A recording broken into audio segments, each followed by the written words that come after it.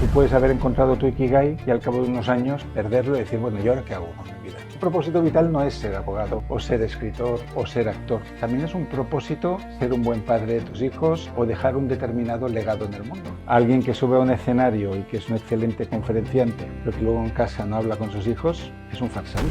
Hay un momento de desgaste en el cual la persona abre los ojos y piensa que puede tener otro tipo de vida distinta. Eso a veces lo provoca la aparición de una tercera persona, que no sucumban al síndrome de Tarzán. Antes de soltar una liana, coges la otra. O sea, si tú te separas y mañana tienes novia, no vas bien. Para poder vivir tu propósito vital o encontrarlo, todo depende de lo libre que seas. Una de las cosas más traumáticas de una separación es que pierdes la mitad de tus amigos. Cuando tú te sientes herido, eres como un mamífero, ¿no?, que se esconde en la cueva. Lo normal es que tú no quieras ir a ningún sitio.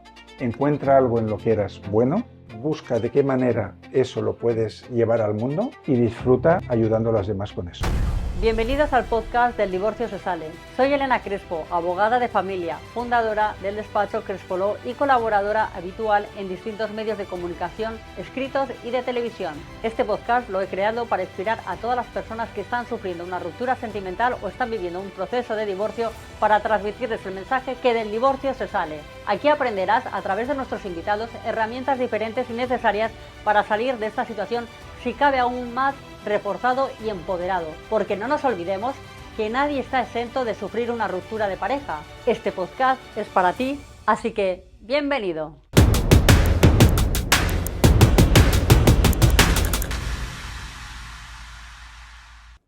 Encantada, Frances, muchas gracias por venir, aceptar la invitación al podcast del Divorcio se sale.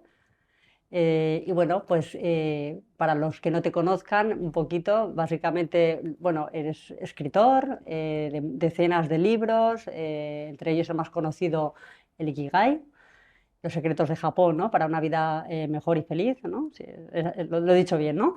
Y aparte eres editor, corrector, bueno, has pasado por muchas, ¿no? Hay muchas facetas y la más fuerte también es la de crecimiento, te dedicas al mundo del crecimiento personal y a la espiritualidad. Sí. ¿No? Acompañas a las personas. Bueno, me gustaría saber, Frances, tú un poquito, si nos explicas tu trayectoria profesional. Bueno, la trayectoria profesional de mucha gente tiene muchos puntos de giro y yo, por ejemplo, estudié filología alemana, fui profesor de alemán durante unos años, luego vi que no tenía suficiente vocación para hacer bien esa tarea hasta el resto de mi vida.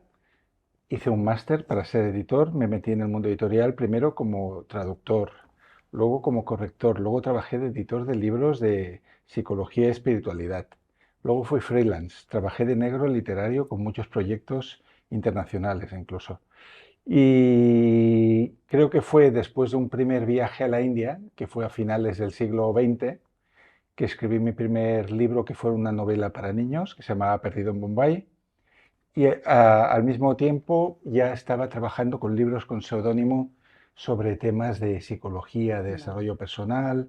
Y a partir de aquí, pues llevo como 25 años en este mundo. Yo diría que como divulgador. Nunca me he considerado un maestro espiritual, pero yo soy el que escribe en El País cuando hay una nueva tendencia o algo que ha salido de Estados Unidos, quien escribe el artículo para explicar lo que está pasando. Muy bien.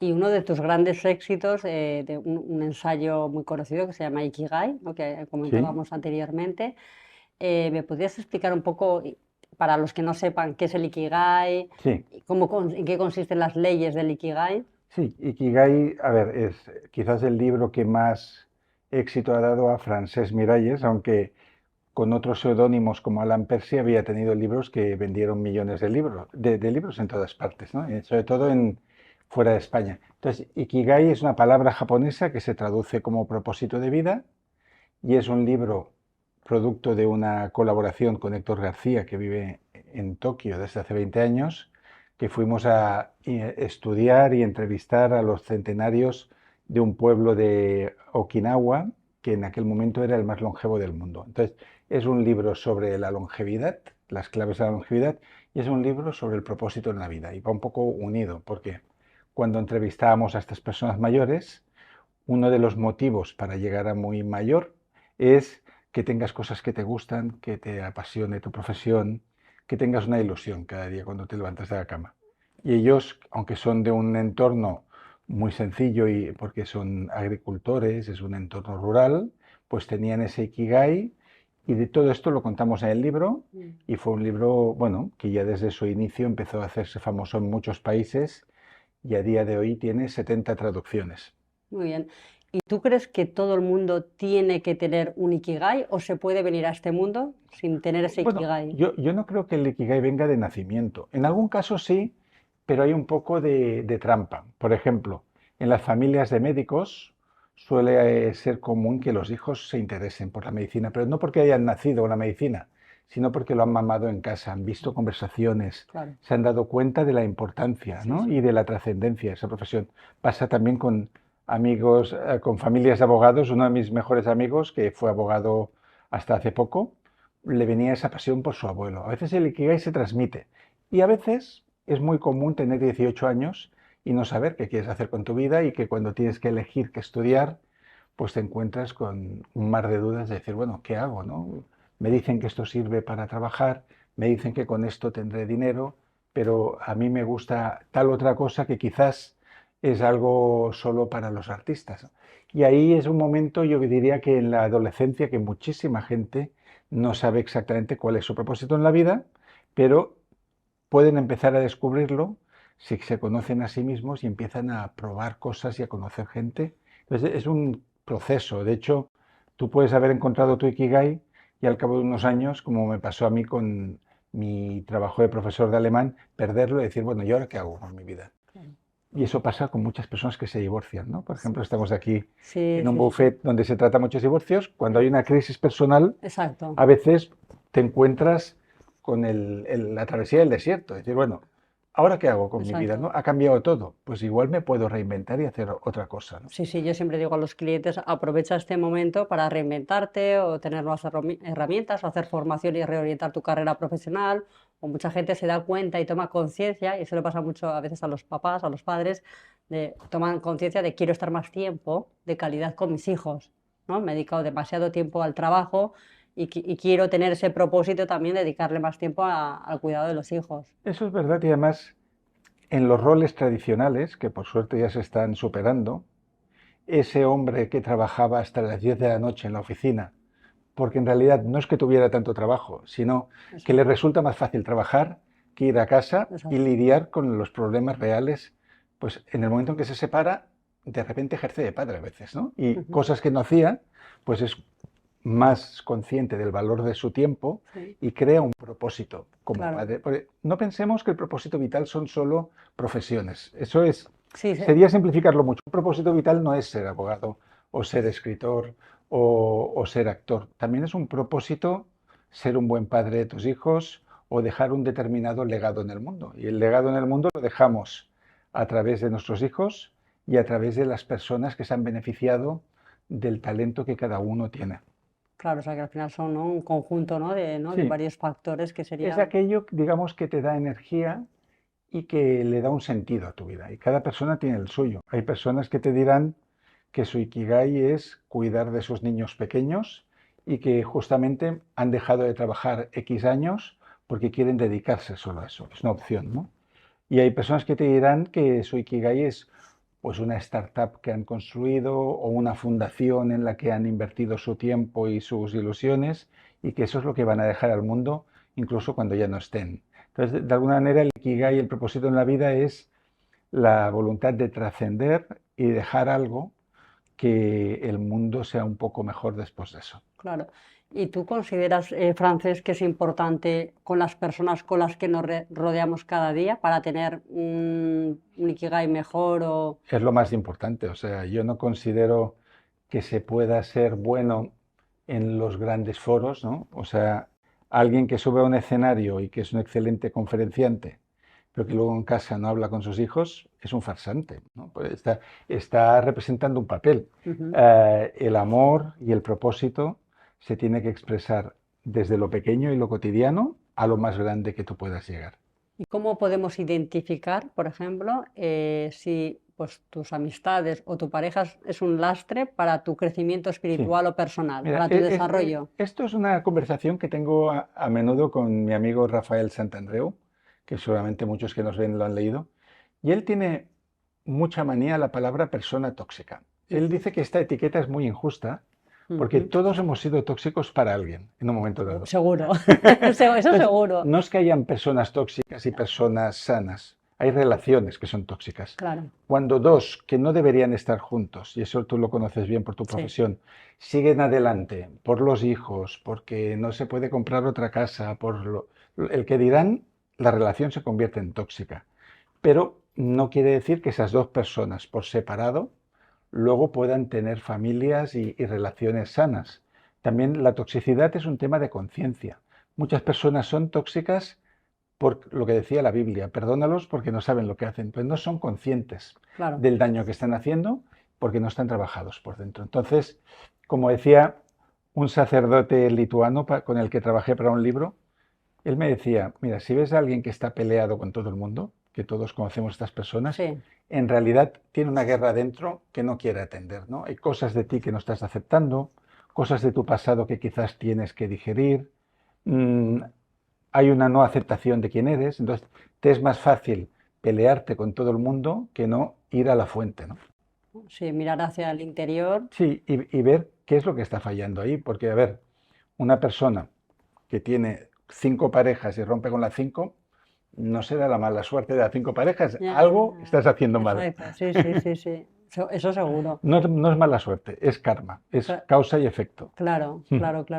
Y volviendo un poco a tu faceta de escritor, ¿a ti cómo te ayuda, ¿no? Como herramienta la escritura en tu día a día? ¿Te hace sentir mejor o tiene un efecto terapéutico? ¿Y cómo puede ayudar a los demás el poder escribir? Yo creo que la escritura tenía en mí un efecto terapéutico cuando era muy joven. Cuando era adolescente, yo era un chico muy tímido y enamoradizo. Entonces, no sé, me enamoraba de una chica de la clase y le escribía una carta.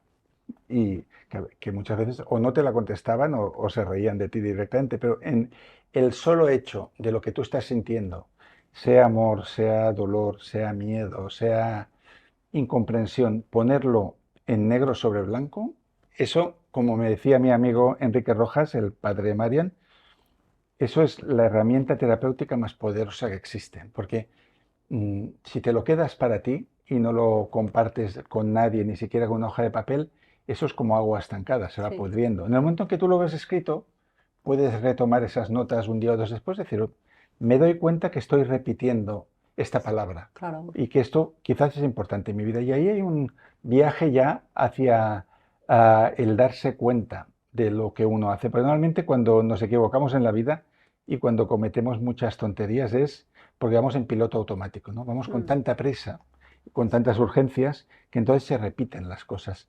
En el momento en que te paras a escribir, y por eso yo recomiendo escribir a todo el mundo, pues la mano va mucho más lenta que la cabeza. Y ahí empiezas como a hilvanar qué está pasando contigo y hacia dónde quieres ir. Y sobre todo a lo mejor estructurar y ordenar tus ideas. Sí, sirve mucho. O sea, una libreta y un bolígrafo y una hora libre en un café o en el parque o donde tú quieras puede servir más que 5 sesiones de terapia, según el nivel de conciencia que tenga la persona y lo atrevida que sea, porque también es cierto que nos da miedo la soledad o el encuentro con uno mismo, porque quizás aparecen preguntas que son incómodas, ¿no? Decir, oye, ¿esta es la vida que yo quiero llevar? Quizás la respuesta es que no, pero yo prefiero ir en la carrera de la rata corriendo, porque es mucho trabajo cambiar una vida, es mucho trabajo reestructurarlo todo. Bueno, claro, sí, tal cual. Yo siempre recomiendo a mis clientes de escríbeme la historia de amor de la pareja y la crisis, ¿no? Y la ruptura.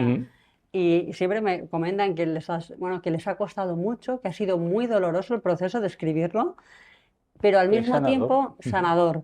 Dice, llevo años haciendo terapia y parece mentira que con los 5 folios que he escrito, ¿no? Para ti, me haya servido tanto y he podido como sanar o entender mejor la situación. Sí, escribir es como un espejo. Todos conmigo. Lo que tú me explicas de tus pacientes me hace pensar en una película que me encanta y que creo que se estrenó durante la pandemia, Historia de un matrimonio. Sí. Que es muy bonito. Yo creo que es de los inicios más bonitos que he visto jamás en una película. Voy a hacer un pequeño spoiler, pero casi todo el mundo lo ha visto. Y es que vemos a un hombre y a una mujer que por separado van contando todo lo maravilloso de la otra persona, ¿no? De su pareja. Y solo después vemos que están en la consulta de un terapeuta de pareja Exacto. y que se están separando en realidad, pero el terapeuta propone que recuerden qué es lo que les gustaba, ¿no? Para irse por la puerta bonita. Entiendo que no siempre es así, sobre todo cuando hay que luchar por dinero, propiedades, Sí, al final, custodias. sí. No sé si es fácil irse con una sonrisa de todo esto, a no ser que haya un acuerdo Bueno, muy armónico de lo nadie que gana. nadie gana. En los divorcios yo siempre lo digo que nadie gana. Y me impresionó mucho el personaje de Laura Dern, la abogada, Sí, y la energía que tiene, ¿no? Y todo lo que se llega a veces a luchar para llegar a un mismo punto, ¿no? sí. A veces hay que dar muchas vueltas Sí, durante un proceso largo para llegar al punto inicial de partida del origen, ¿no? sí. Pero porque a veces las personas necesitan tiempo para vivir ese proceso, ese duelo, y para llegar, ¿no?, al punto inicial que se tenía que haber hecho a lo mejor hacía tiempo, pero Quizás si esa pareja hubieran hablado, claro, pues podrían haberse separado también, pero de una manera mucho más amistosa, ¿no? Y comprendiendo lo que es mejor sobre todo para eso, todos, ¿no? efectivamente. Y la lectura en tiempos de crisis, de pareja en este caso, Sí. o de crisis transpersonal, ¿qué libros nos Bueno, recomendarías? a ver, yo recomendaría libros según cuál sea el tema de la ruptura. O sea, las rupturas se pueden producir por muchos motivos. El más común quizás es la infidelidad, ¿no? Hay una de las dos partes que tiene más energía sexual que la otra. Bueno, no te creas, ¿eh? Eso quizás lo sabes mejor tú que yo, ¿no? Muchas veces son temas económicos, Sí, los hijos, los o hijos, temas ¿eh? que han evolucionado en caminos diferentes, Sí, ¿no? también. Porque eso también nos pasa con amigos, ¿no? Hay Claro. amigos que tenemos de la universidad que en ese momento estábamos cerca, pero tú has evolucionado hacia un lado, igual la persona sigue en el mismo camino y ya no hay tanta conexión. Y eso con las parejas también sucede. Hay una amiga mía que es psicóloga y que escribe muchos libros sobre estos temas, que su lema es ojalá cambiemos juntos, ¿no? Cuando las parejas no cambian juntos, llega un momento en que están a mucha distancia el uno del otro y que quizás los intereses han cambiado totalmente.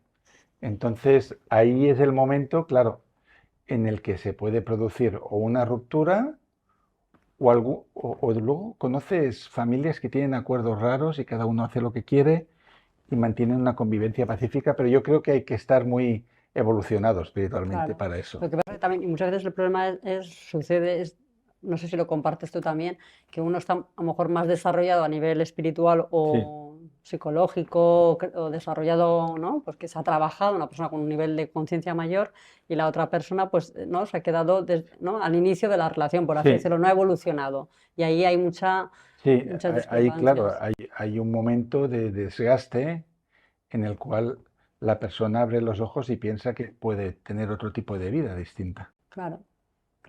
Aunque no sé en tu caso, pero eso a veces lo provoca la aparición de una tercera persona, que dices, oye, comparo a este Claro. chico, ¿no? Hombre, que me escucha, que es culto, que no se irrita, con el que tengo en casa, que es imposible hablar. Que antes siempre eso. es el del trabajo, alguien del trabajo que te escucha, ¿no? Sí, y dices, igual sería más feliz de esta otra manera. Y Sí. luego todo eso hay que verlo, porque también yo supongo que tú también asesoras a tus clientes, iba a decir pacientes, mira lo que te digo.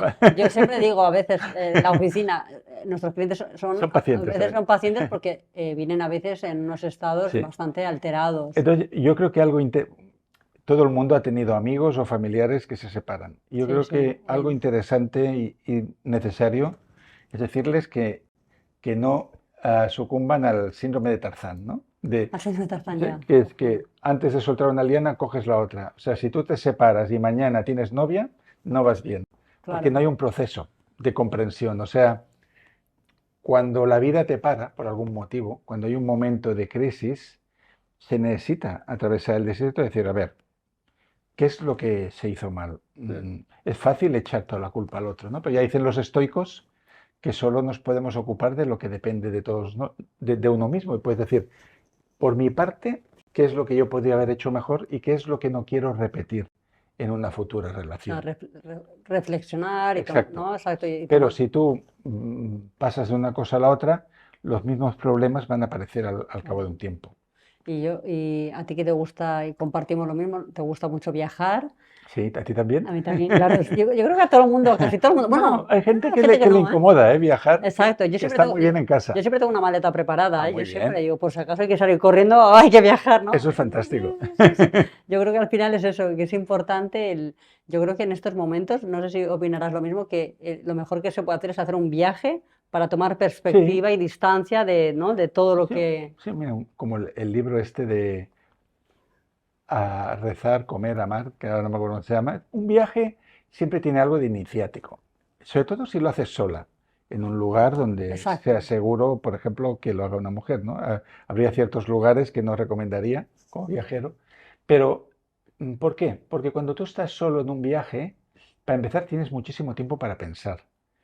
Eres dueña de tu tiempo. Y dices, bueno, ahora voy aquí, voy allá, hoy me quedo en casa, me quedo en la habitación leyendo un libro, hoy voy a mirar esto. Conoces otras personas que quizás viajan solas también.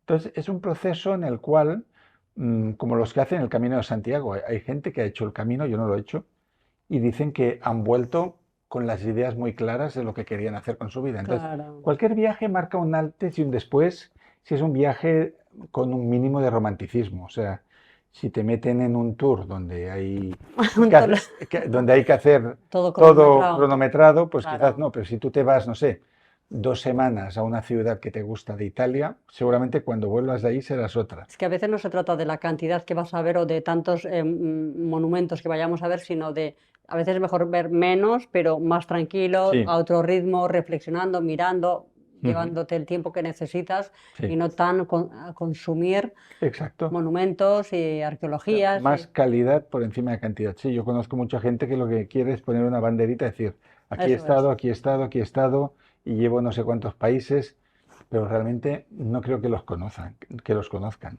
Exacto, Ujú, exacto. Sí, claro, claro. Es que al final ujú. bueno, consumir, ¿no? O sea, Sí, consumir y, bueno, al final, bueno, uno tiene que viajar, ¿no? Y yo creo que es eso, que es hacer el viaje ese a nivel interior y disfrutar y sobre todo abrirte al mundo. Yo creo que en un momento cuando uno está de crisis, el obligarse cuando uno viaja solo, tienes que hablar con la gente. Si quieres comunicarte, tienes que hablar con desconocidos, cosa que si vas acompañado no, no te exacto. abres a ese mundo, a esas posibilidades de las personas que Sí. puedes conocer. Hay este autor, Matthias Sen, del Leopardo de las Nieves, que dice, un hombre es el que sale de viaje y otro es el que vuelve. Entonces, el buen viaje es aquel en el que tú vienes con deberes, pero deberes de los buenos. Decir, mira, voy a empezar a hacer esto, eso ya no lo haré más, tengo la ilusión de iniciar tal cosa. Entonces, yo creo que muchos ikigais han nacido en el curso un viaje en el que Sí, gracias a la soledad, ver otros paisajes, ver otras personas, ver otra cultura, mm, tener un tempo más lento de poder estar haciendo otro tipo de cosas, pues uno se relaja y de repente pueden aparecer ideas que si estás en medio del estrés nunca vendrán. claro, exacto. Y luego también te inspira incluso a nivel empresarial o de Sí, emprendimiento, de sí, nuevas sí. ideas o para escribir o nuevos proyectos. Es muy inspirador. Todas estas personas que conocemos y que están en lo más alto del mundo de la empresa, muchas de ellas se han inspirado en otros países. Steve Jobs, el diseño de Apple Sí, lo sacó de Japón. Tenía mucha conexión con templos zen. Mm, Elon Musk venía de Sudáfrica y vivió en sí, Canadá y luego estuvo en Estados Unidos. Viajar siempre te sirve para ver cosas que no están en tu lugar de origen y luego traerlas, ¿no? claro, Ujú. claro. Por ejemplo, en el tema de las parejas, cuando hay una ruptura, también te sirve para darte cuenta de que te estás obsesionando por una persona cuando hay millones de personas en el mundo, Sí, es difícil, para relativizar. pero es difícil, por ejemplo, si a esta persona la han dejado, es difícil que en ese momento lo comprenda. O sea, si tenemos un amigo o amiga en esta situación, va a necesitar un tiempo para aterrizar todo eso porque al principio hay una idealización, ¿no? Y te piensas que esa persona pues es la única que te puede hacer feliz, es la única Vale, que sí, está sí. para ti, ¿no? Cuando en realidad quizás hay alguien en este mundo, en este momento que te espera y que te puede, y con el que puedes, no es mejor ni peor, con quien puedes conectar mejor y crecer más. Sí, sí. Y para ti, Francés, ¿qué es el amor? Mira, esa es una pregunta muy bonita y muy amplia, porque claro, cuando hablamos de amor es como una caja muy grande, en el sentido, hay amor de hermanos, de familia, a los hijos, a los amigos, a la pareja. Si nos referimos al amor de pareja, para mí el grado superior de amor es la aceptación. O sea, cuando tú amas a alguien, le aceptas tal como es. No como la obra esta de teatro que se llama Te quiero, ya te cambiaré, ¿no? Que a veces tú te formas una idea de quién debería ser esta persona y empiezas a convivir con ella y empiezas a intentarla amoldar a lo que a ti te convendría. Entonces, para mí, el amor perfecto es aquel en el que no me importa, no sé, que tú seas patosa, que seguro que no lo eres, que no te guste leer ningún libro y que tengas estas manías. Y yo esto lo veo como parte de ti y lo amo como aceptación de la persona con la que estoy. Entonces, para mí el amor sería eso. Y el amor por uno mismo es lo mismo, es exactamente igual. Amarse a uno mismo es entender todo lo que hay, lo perfecto y lo imperfecto, aceptarlo y acogerlo, igual que los hijos se quieren, sean más guapos o más feos, pues lo mismo con uno mismo. Claro. Y luego a nivel de, por ejemplo, de pareja, ¿se puede tener un ikigai Sí, a ver, una compartido? pareja debería tener, O sea, digo porque a veces sí, los ikigais, ¿no? O sea, me gusta mucho sí, esta claro, palabra. si los ikigai son distintos va a ser un problema. O Eso, sea, si una parte de la pareja está obsesionada en ganar dinero por ejemplo. y la otra lo que quiere es tener tiempo, pues para ser pintora, aquí van a haber problemas. ¿Por qué? Porque va a haber una persona totalmente enfocada con su energía en una cosa que la otra no comparte. O sea, que Mientras que si las dos son, no sé, de mentalidad empresaria, igual se lo van a pasar muy bien haciendo esto, ¿no? claro, o sea, que lo ideal Entonces, sería tener los ikigais parecidos. sí, o al menos un proyecto compartido, que sí que puede ser que uno haga una cosa y el otro la otra, pero que haya algo que ocupe la mayor parte del tiempo libre, que sea común a ambas partes. Pues si no hay un proyecto compartido, al final uno siente que está compartiendo una casa, una cama, Ya, una mesa, pero las cosas importantes de la vida no las estás compartiendo y al final lo que tú necesitas es alguien con quien poder hablar. Si tú no puedes conversar con esta persona de los temas que a ti te interesan, te vas a alejar. claro. Pero bueno, claro, no todo el mundo es comunicativo. No. O hay gente que le gusta el silencio. O sea, a ver, yo recuerdo con la madre de mi hijo, el primer viaje que hicimos a Japón, nosotros éramos los dos como bastante tímidos y muy introvertidos y nos fuimos a un bar que se llamaba Samurai, un bar cualquiera de un barrio. Se llama Samurai. Y cada uno abrió un libro. Entonces en aquella época pues leía cada uno el libro y luego igual comentábamos, cada uno el suyo. Y un camarero japonés, que ellos son discretos, me dijo, ¿puede usted decirme por qué vienen aquí a leer? ¿No? ¿Por qué no hablan ustedes? Entonces, bueno, ahí te das cuenta que hay muchas maneras de relacionarse. De hecho, a mí me pone muy nervioso la gente que habla para tapar el silencio, ¿no? Porque hay que decir algo. En Ya, un viaje, ¿no? Por ejemplo, un viaje puede ser largo, y yo siempre digo, ¿qué problema hay en estar mirando en silencio por la ventana del tren o mirar un atardecer? No siempre hay que decir cosas. Yo, por ejemplo, solo hablo cuando tengo algo que me parece curioso de contar. Explicar los trabajos que he hecho durante el día, no los explico, porque me parece aburrido. Pero bueno, aquí ya habría las necesidades comunicativas de cada uno. claro, claro, claro, claro. Y un poco volviendo a tu faceta de, ¿no? de trabajo, estás junto con Héctor García, tengo entendido que estás haciendo, bueno, Bueno, con él tenemos conferencias. bastantes. No, él no hace conferencias porque él vive en Japón, en Héctor vive en Tokio. Japón, Entonces, vale. desde hace 20 años está casado con una mujer de Okinawa, que fue una de las conexiones por las que fuimos a hacer el libro. Y él hasta hace poco trabajaba allí de ingeniero, o sea, tenía bajo su cargo como a 100 ingenieros de todo el mundo. Ahora ya lo dejó, se dedica solo a escribir, pero no es una persona que le guste viajar y no le sienta bien coger aviones para ir al otro lado del mundo a dar una charla. Entonces sí que a veces hacemos algunas online, por Zoom o de la manera que sea, pero no solemos, él no suele venir presencialmente a las cosas. Entonces yo ahí estoy más encargado yo de ir a dar charlas de Ikigai pues a Sudamérica o donde salen. Claro, vale. En esta experiencia, cuando das conferencias o cursos, formaciones, ¿qué resistencia encuentras en las personas sobre el Ikigai o el propósito de vida? Bueno, yo no sé si serían resistencias, sí que es verdad que hay personas, a ver, para poder vivir tu propósito vital o encontrarlo, todo depende de lo libre que seas. O sea, si tú haces un trabajo que no te gusta, pero te da dinero y estás hipotecado hasta las cejas porque tienes una casa hipotecada aquí, otra en no sé dónde, el coche también comprado a plazos, hay muy poco margen de maniobra para poder tirarse de la moto y hacer algo nuevo. Entonces yo siempre que alguien que me dice que quiere cambiar de vida, yo siempre pregunto, ¿cuánto cuesta tu vida?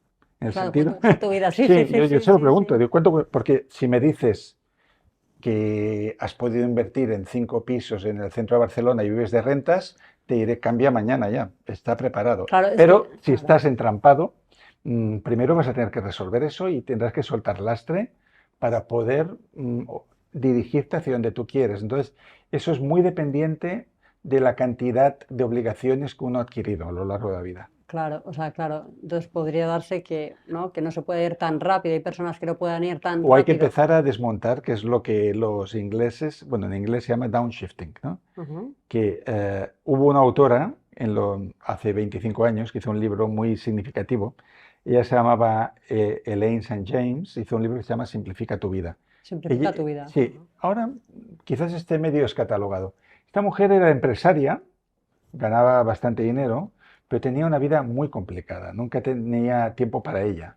Entonces un día se fue un fin de semana a una cabaña y empezó a hacer una lista de todo lo que podía prescindir para sacarse carga financiera encima y ganar tiempo y poderse dedicar a las cosas que realmente le gustaban. Entonces, las cosas que apuntaba, por ejemplo, era vende ese maldito barco. Pues parece que ser que tenía un barco, pero igual lo utilizaba 2 semanas al año, pero luego había Claro, que pagarlo, había que hacer un... claro. Entonces empezó a eliminar cosas y cosas y cosas, irse a una casa más pequeña, ¿no? Y más cerca del lugar donde le gusta, reducir la necesidad de bienes y tal. Entonces, con toda esta lista, luego ella fue a comentarla con su marido, el marido estuvo de acuerdo y empezaron como a desescalar las necesidades que tenían para al final poder tener lo más valioso que hay, que es tiempo. Mm. Porque si estás mucho en la carrera de la rata, que decía el autor de Padre Rico, Padre Pobre, quizás Carrera. acumules dinero, pero lo que te va a faltar es tiempo, ¿no? Entonces el tiempo al final, y sobre todo a medida que nos hacemos más mayores, es lo único que va subiendo de valor. Cada vez vale más una hora o un día nuestro, ¿no? Sí, sí, Y a sí, veces sí. para tener tiempo, pues hay que sacarse encima el barco o la casa de vacaciones y Claro. dices, mira, Sí que es verdad, estoy totalmente de acuerdo. Sí que es verdad que cuando una persona se separa o se divorcia, ¿no? Pues claro, su nivel de vida baja, a priori, en principio, ¿no? No todos los suele ser casos. así, ¿sí? Lo normal, el 90%, 95% de los casos suele ser así. Entonces, claro, muchas veces muchas personas han abandonado un poco, ¿no? Lo veo más en mujeres, ¿no? Que han abandonado un poco su carrera profesional porque han tenido jornadas, ¿no? Más reducidas, se han dedicado más al cuidado de los hijos. Y claro, para estas personas, relanzar su carrera profesional o no su propósito de vida lo tienen más complicado por lo que Sí, comentas, ¿no? De la hipoteca, los hijos, el tiempo. sí, aquí lo que hay que hacer es ¿Por como dónde un empezamos? inventario Un muy inventario. riguroso de qué es lo que en realidad necesitas. O sea, durante el confinamiento de la pandemia, mucha gente se dio cuenta que se necesitaba muy poco, pues comida para cocinar, el internet de casa para hablar con tus parientes que están no sé dónde y ya está. Y vimos que podíamos vivir sin vacaciones, sin ir al restaurante, sin hacer muchas cosas que hacemos. Claro, eso es algo extremo, provocado por un fenómeno exterior, pero sí que es verdad que hay personas que han tenido vidas muy complicadas, igual a partir de una crisis, lo que tú dices, una separación, Sí, sí, igual te quedas en la pobreza, ¿no? Pero en esa pobreza dices, bueno, ¿y ahora qué hago con el tiempo que me queda? Y ahí quizás empiezas a construir algo que te haga más feliz que lo que tenías antes.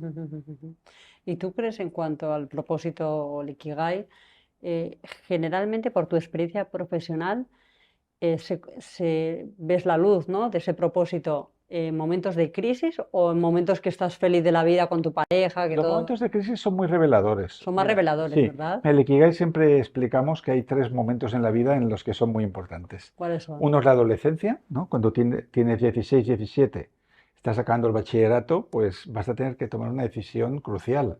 ¿Qué hago? Derecho, voy a Bellas Artes, son caminos totalmente que te van a llevar a lugares totalmente distintos. Me voy al SCAC, a la escuela de cine, o no, o empiezo a trabajar con mis tíos porque tiene una empresa de no sé qué. Entonces, ese es un momento en el cual es como si la vida te planteara, 5, 6 o 1000 senderos y vas a tomar uno que a medio plazo va a marcar un argumento u otro. Es como los libros aquellos que leíamos de pequeños, Escoge tu propia aventura, que según tu opción te vas a mundos totalmente distintos. Este es uno. El otro es la jubilación, ¿no? Cuando una persona que ha estado hiperocupada de repente se jubila, si no es un empresario, ¿no? Por ejemplo, pues lo jubilan de CEO, de director, directora, de no sé qué. Y de repente te encuentras en casa con todo el tiempo del mundo, tus hijos ya son mayores, igual ya viven por su cuenta, tus padres ya han muerto, tampoco hay que ocuparse de ellos, y dicen, ¿y ahora qué hago? ¿No? Entonces ahí también vuelve a ser importante el Ikigai de saber darle un significado a los días. Y lo otro es lo que hablábamos, una crisis, ¿no? La crisis puede ser una enfermedad de larga duración que te impide hacer lo que hacías antes, entonces te replanteas la vida. Puede ser una ruina económica, que has montado algo, lo has perdido todo y hay que empezar de cero. Exacto. O puede ser un divorcio, una separación en la cual pues se pierde la red de apoyo. Sí. Porque yo diría que yo nunca he estado casado, pero sí que he tenido diferentes parejas. Una de las cosas más traumáticas de una separación es que pierdes la mitad de tus amigos. Ah, bueno, sí. Yo siempre digo, ¿cómo hacemos el reparto de los amigos? Porque una parte... Y no se suele hablar mucho de esto. No, me encanta que hayas sacado este tema porque yo siempre es algo que lo comento con los pacientes, con los clientes, y es qué hacemos con los amigos, porque es que hay unos movimientos Sí, muchas veces... parece como que hay que posicionarse. Exacto. Estás de parte de uno o parte del otro. Y se llega a situaciones tan absurdas como la que yo viví con la madre de mi hijo, en la que los dos mantuvimos y mantenemos luego muy buena amistad, incluso Claro. salir con la pareja de ella, ¿no? Sí. Pero los amigos, parte de los amigos de parte de ella, no los ves nunca más. Y por ejemplo, esa persona con la que veías el fútbol cada semana, pues no aparece nunca, como si fueras un apestado. Exacto. Y eso es un tema Es muy psicológico triste, sí. y emocional que no se suele hablar. No se habla del reparto de los amigos. Alrededor de una persona hay un ecosistema emocional y de amigos y de relaciones. Entonces, si tú de repente te separas y la mitad de la gente que componía en tu mundo pues te hace ghosting, desaparece o ya no parece no querer saber nada de ti, no es que pierdas a tu pareja, es que pierdes a la mitad de tu mundo. Y todo eso hay que rehacerlo después. Claro, tienes que recomponerlo y es complicado. Tienes sentimiento de justicia, ¿no? De decir, oye, pero ¿por qué si yo siempre he tratado bien a esta persona, ahora no me llaman? Entonces se producen estas situaciones. Sí, y yo creo que muchas veces es porque generalmente el entorno no sabe cómo tratar esta situación, ¿no? No sabe si posicionarse, si apoyar a las dos partes. A ver, si las dos partes están muy peleadas y están litigando, quizás eso transmite una necesidad de saber dónde estás. Pero a veces no es así, incluso, ¿no? Pero también se posicionan igualmente. Claro. Sí, al final hay unos movimientos y también a veces incluso a nivel intrafamiliar, a nivel familiar, también. de tu propia familia. Entonces hay muchos cambios no solo de la persona, ¿no? De la ruptura que puede doler, etc. Es como salir de un universo y que tienes que construir otro. Entonces va a haber un tiempo que es de transición, que es doloroso, porque claro, tú creas vínculos con las personas. Entonces, si tú has estado 15 años yéndote, no sé, con tu cuñado a cocinar no sé dónde, el día que no lo haces, ¿sabes? Ahí algo ha pasado, ¿no? Algo se pierde. Por eso es importante cultivar amistades propias. Sí. La parte de las de pareja, ¿no? En común. Sí. Tener tus propios amigos. Propio círculo. Que esto es lo que en el libro Ikigai se llama Moai. Que es como un círculo de solidaridad. Normalmente estos círculos se hacen con personas cercanas a tu mundo. Tú, por ejemplo, deberías tener un Moai de abogados y abogadas. Que os podéis sentar, 7 o 8 en un café, y comentáis la jugada, ¿no? Y los problemas y las cosas más difíciles y os dais apoyo. Nos encanta, los abogados somos muy... Eso es un Moai, ¿no? Un círculo en el cual hay intereses compartidos y donde uno no llega, pues igual el otro te da una solución y es bello eso, ¿no? Exacto, y te ayuda o puedes consultar, ¿no? Una duda jurídica que puedas tener o de un caso, cómo enfocarlo, qué estrategia seguir. Es fundamental siempre tener compañeros, ¿no? Tanto de la profesión y también tener amistades muy diferentes, ¿no? También es muy enriquecedor tener amistades muy diferentes. Es que hay que abrirse al mundo. Yo siempre digo, hay que abrirse. Tener la capacidad de ir con personas con profesiones muy distintas, eso significa que tienes una conciencia muy expandida ya. Porque lo fácil es ir con los tuyos, ¿no? Efectivamente. Yo, por ejemplo, siempre digo que no me gusta ir a cenas de escritores porque los escritores suelen ser personas bastante egocéntricas que hablan de lo suyo y es difícil conversar. Y en cambio, pues me gusta mucho hablar con alguien pues que es un camarero o que trabaja en la construcción o lo que sea, porque me va a contar cosas de un mundo que yo desconozco totalmente. Y para mí es curioso saber pues Eso qué es lo que hace esta persona en su vida. es fundamental, por eso yo siempre asesoro, hay que abrirse al mundo, hacer nuevas amistades, salir a la calle, observar el mundo y conectar con otras personas, ¿no? Es una oportunidad también las crisis para, ¿no? Me parece hasta divertido y Sí. apasionante. Y dices, bueno, la vida sigue, ¿no? Vamos hacia A ver, al adelante. principio de una crisis, o sea, cuando viene el shock, y si en el caso de una pareja hay una que no se lo esperaba Claro, eso sí, y la otra parte se ha ido, no sé, con una pareja más joven o lo que X, al principio no podemos atender a esta persona y decirle, oye, tranquilo, no pasa nada, me voy a divertir. Hay que acompañarle en el duelo y hay que claro, entender que el duelo tiene una duración determinada, que es lo que tardes en integrar las claro, experiencias que estás viviendo. Hay claro, quien necesitará un año, hay quien necesitará 3 meses, hay quien necesitará un tiempo más largo. claro. Entonces, acompañar en el duelo tampoco es dar soluciones, porque a veces no hay soluciones. Simplemente, pues, oye, con este amigo que está triste, pues te vas al cine con él o le regalas un libro que te está gustando y luego lo comentáis y Claro, eso va a ser todo lo que vas a poder hacer, porque ese sí, proceso, ya dice que la procesión va por dentro, lo va a claro. tener que vivir la persona. Claro, y luego hay personas que les cuesta, hay personas que son menos flexibles y les cuesta más salir de esa zona de confort, ¿no? Yo siempre digo, cuando uno se está separando, divorciando, hay que hacer deportes, tienes que Mm. buscar la manera de Mira, hacer cosas que te hagan sentir bien. aquí podemos recomendar a las personas amables que nos están siguiendo quizás el mejor documental que se ha hecho nunca sobre estos temas. Se llama Stutz, S-T-U-Z-T, que Vale, es el psiquiatra más famoso del mundo. Ahora mismo es el psiquiatra de las estrellas de Hollywood. Y es un vale, señor muy viejo ya, muy sabio y muy divertido, que lo que él hace es pues una manera como muy informal y muy irreverente de afrontar los problemas de sus pacientes. Y sobre lo que tú me decías, ¿no? ¿Qué se puede hacer con una persona que está baja de moral, ¿no? Porque se está separando, porque ha tenido problemas de dinero, porque se ha sentido engañada, X, o porque tiene una enfermedad. Pues claro, lo normal es lo que nos dice este psiquiatra, es que cuando tú te sientes herido, eres como un mamífero, ¿no? Que se esconde en la cueva. Lo normal es que tú no quieras ir a ningún sitio. ya. Entonces, y que haya un abandono. Entonces, ¿cuáles son los signos típicos de la persona deprimida? Pues que relaja la higiene, se empieza a vestir igual. Claro, yo siempre digo, hay que hacer todo lo contrario. Exacto, ir Yo en siempre, contra del, eh, del instinto, del Yo impulso. siempre digo, o sea, tienes que hacer, o sea, más que nunca hay que sacar la fuerza de voluntad. Sí, ¿No te apetece salir? Vas a salir. exacto, ¿No te apetece hacer deporte? Hay que hacer deporte porque así tendrás endorfinas, te vas a exacto. encontrar mucho mejor de forma natural, ¿no?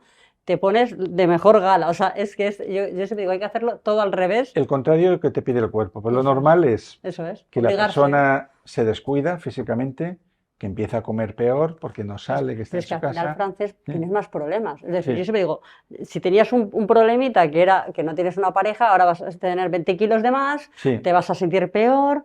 O sea, hay gente que yo he visto que pierde el trabajo y digo, no, no, aquí hay que hacer, trabaja más que nunca, buscas Sí. las vías. Claro, el problema es que a veces se obsesionan las personas y entran en un bucle.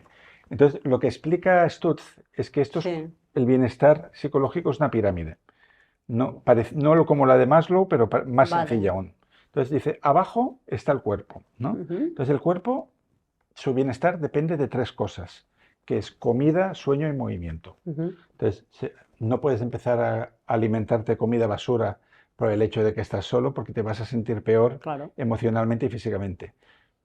Al principio puede ser difícil dormir, pero te tienes que obligar a dormir una serie de horas y tienes que empezar a mover tu cuerpo, a hacer deporte, ni que sea para domesticar la mente, ¿no? Porque cuando uno está haciendo deporte también optimizas la energía y piensas menos, te comes menos el coco. Correcto. En el segundo nivel, él dice que están las personas, ¿no? Las relaciones sociales. Y el gran problema de la persona deprimida o amargada o que está decepcionada con la vida es que todo el mundo le parece aburrido normalmente y no te apetece nada, no te apetece salir. Y le dices, oye, ¿por qué no sales con tu amiga de la universidad que está esperando que le llames? y te dirá, pues, porque es aburrida y siempre me cuenta lo mismo, ¿no? Entonces, lo que dices tú es, cuando estás en ese proceso Sí, de eso. reconstruirte a ti mismo, tienes que irte a tomar el café con el amigo aburrido. Dice, porque en ese momento de tu vida, el amigo aburrido representa la humanidad entera y tú estás reconectando con toda la humanidad. Y luego habría la cúspide, que es uno mismo, que es un trabajo de autoconocimiento que él, por ejemplo, recomienda lo que hablábamos antes, escribir lo que te pasa, formarte, ¿no? O sea, hacer cosas para que tú sientas que estás progresando intelectualmente de algún modo. Ahí está. Lo veo, lo comparto.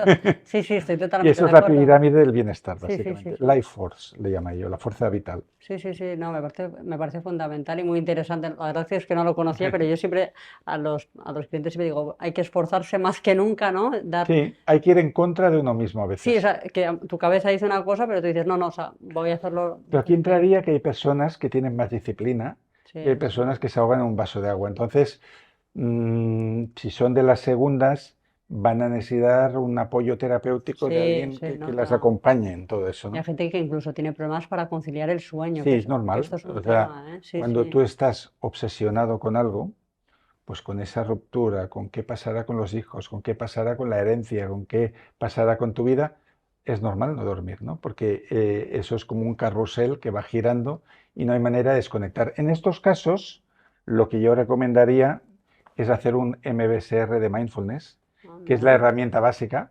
MBSR significa Mindfulness Based in Stress Reduction, el mindfulness basado en una reducción del estrés. Y es un programa de 8 semanas que creó John Kabat-Zinn, que es el que etiquetó lo del mindfulness, ¿no? A partir de otras influencias, que tú vas 8 semanas a hacer este curso y luego hay prácticas en casa y lo que aprendes básicamente es a comprender cómo funciona tu mente y por qué a veces te obsesionas y por qué hay cosas que rechazas pero se quedan pegadas allí a tu conciencia. Entonces es un curso que se puede hacer en cualquier instituto de mindfulness.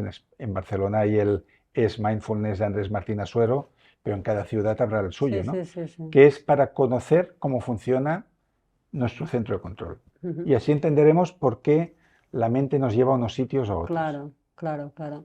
Y para ir terminando, concluyendo, Francés, me gustaría saber tu opinión, si encontrar el propósito de vida puede ser posible con 70, Sí, 80 y años. con 100, sí, sí. Fíjate que había una noticia muy bonita en Inglaterra de un estudiante de, no sé si era de Oxford o de Cambridge, que se había apuntado a un máster con 100 años. Con 100 años. Sí, y además de una materia que él había empezado esa carrera de muy joven y la había tenido que dejar, no sé si por la guerra, atender a la familia, etcétera, y que con 100 años dijo, ahora lo hago, y adquiere el propósito. Y claro, ese hombre era el héroe de la facultad. Tú imagínate estas personas de 30 años que ves a uno de 100, pues, ¿quién hay más impresionante que esa persona? Sí, sí, Entonces sí, se sí. volvió extremadamente popular y cuando terminó, pues le hicieron una fiesta, vinieron los periodistas y le preguntaron, oiga, usted, que ahora ya tiene 102, ¿por qué se mete algo tan difícil como esta titulación a estas alturas de la vida? Dice, mira, porque miré mi currículum vitae y vi que faltaba algo ahí. Pues eso es propósito, ¿no? Nunca es tarde. Nunca es tarde para empezar. Cualquier cosa, ¿eh? Nunca es tarde. Para empezar una carrera universitaria, para iniciar un amor de por vida, aunque tengas 90 años, da igual, puedes empezarlo. Para aprender a tocar un instrumento, para aprender un idioma, para viajar a lugares donde de joven igual no pudiste ir. O sea, todo está por decidir. Y mira, acabaré con una frase de Alan Watts, que fue el gran divulgador del orientalismo en California, que yo la puse en la primera página de mi biografía, que la escribí durante la pandemia, que dice, no estás obligado a ser quien eras hace 5 minutos. Muy bien, maravilloso, ¿eh? Sí, sí, está muy bien esta frase. Y luego ya, para terminar, para concluir y ya termino, Francés, ¿cómo podemos tener una vida, ¿no? Tú que has viajado, ¿no? Muchas veces a Japón, ¿cómo podemos tener una vida mejor, más larga, más feliz? Yo diría que haciendo lo que te gusta y compartiéndolo con los demás. Parece muy fácil, ¿no? Pero es que es así. Realmente cuando la gente encuentra su propósito vital, no suele ser un propósito que es solo para ellos. Siempre ayuda y beneficia a terceros. Por ejemplo, si tu propósito es ayudar desde el derecho a personas que están sufriendo, que tienen un problema. Quizás a ti te gusta mucho tu profesión, ir a un juicio, pero al final el sentido que tiene todo eso es que tú estás ayudando a alguien que está sufriendo.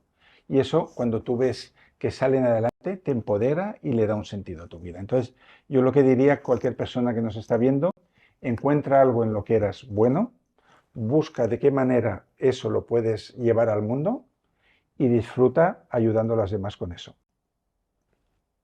Muy bien. Pues muchas gracias. Muchas gracias, Frances. Ha sido una charla, yo creo que muy útil, muy importante, porque es eso del divorcio al Ikigai, Claro, ¿no? O sea, nunca había hecho este maridaje aún, ¿eh? Te falta Había hecho Ikigai con muchas cosas, pero con divorcio no. del divorcio al Ikigai, pero es que es el momento ideal, ¿no? Esa crisis, Sí. esa oportunidad. A ver, lo bueno de pegarse un tortazo es que te puedes plantear la pregunta, ¿y ahora qué hago? Claro, pero al final yo... Que sin el tortazo es mucho más difícil. Te la puedes hacer, pero estás demasiado acomodado para Pero hacértela. yo al final, que soy muy, a lo mejor caigo mucho en positivismo, pero sí que pienso que al final no son tortazos, al final venimos aquí a aprender y al final venimos a jugar, a aprender, a disfrutar y bueno, pues oye, pues a lo mejor esa persona ha sido una persona de tránsito, que también es importante tener personas a lo largo de la vida de tránsito o amistades de tránsito, ¿no? O personas puente que te llevan a otra dimensión y luego esa persona ya no tiene que estar dentro de tu vida.